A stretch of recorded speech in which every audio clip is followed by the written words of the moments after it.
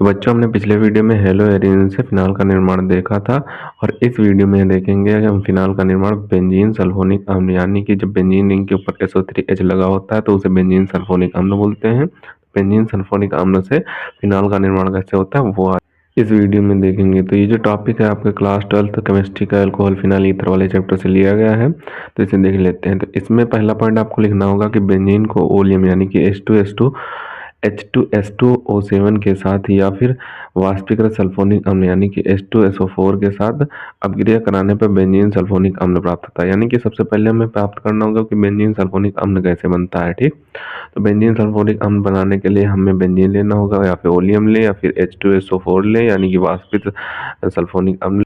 तो इन दोनों की जब अपक्रिया कराएंगे, इनमें से आपको एक लेना है। इन दोनों की जब अपक्रिया कराएंगे तो हमें बेंजीन सल्फोनिक अम्ल प्राप्त होगा। तो बेंजीन सल्फोनिक अम्ल किसे बोलते हैं? बेंजीन की रिंग के ऊपर SO3H लगा हो तो इसे बेंजीन सल्फोनिक अम्ल बोलते हैं। अब इसे क्या करेंगे, इसे सोडियम हाइड्रोक्साइड यानी कि NaOH सोडियम हाइड्रोक्साइड के साथ गर्म करने पर सोडियम फिनॉक्साइड प्राप्त होता है। तो यहाँ पे ये जो बेंजीन सल्फोनिक अम्ल है, इससे हमें फिनॉल प्राप्त करना है। जो बेंजीन सल्फोनिक अम्ल है, इससे हमें फिनॉल प्राप्त करना है, जो कि हमारा मेन टॉपिक है। फिनॉल की निर्माण विधि हमें देख रहे हैं। तो बेंजीन सल्फोनिक अम्ल से जो हमने फिनॉल प्राप्त करना था, तो हमें इससे क्या प्राप्त करना होगा?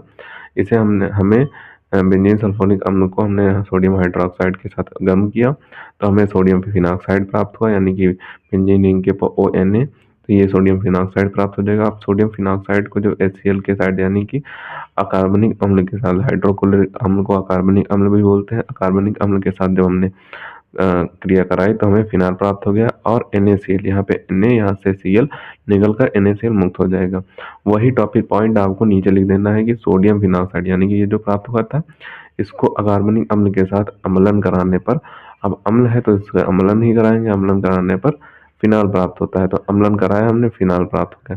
तो यही फिनाल की निर्माण विधि हो जाएगी, जो कि हमें बेंजीन सल्फोनिक अम्ल से फिनाल बनाना था। अब आप यहाँ से डायरेक्ट भी कर सकते हैं और ये भी दिखा सकते हैं कि बेंजीन सल्फोनिक अम्ल प्राप्त कैसे हुआ। ठीक, अगर ये 4 नंबर में टॉपिक पूछा जाए तो आपको पूरा कर देना है, थोड़ा बड़ा टॉपिक हो जाएगा। अगर 2 या 1 नंबर में पूछा जाए तो आप यहाँ से यहाँ तक कर देंगे, 1-2 पॉइंट लिख देंगे तो आपका सही हो जाएगा। ठीक।